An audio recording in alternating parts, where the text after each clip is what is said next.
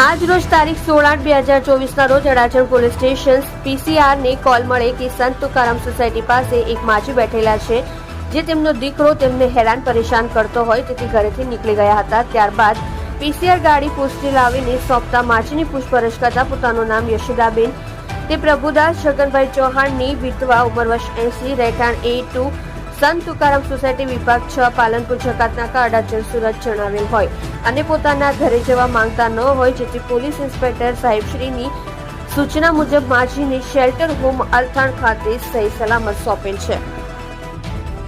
તમે જોઈ રહ્યા છો કેપી ન્યૂઝ ચેનલ રફીક શેખની સાથે।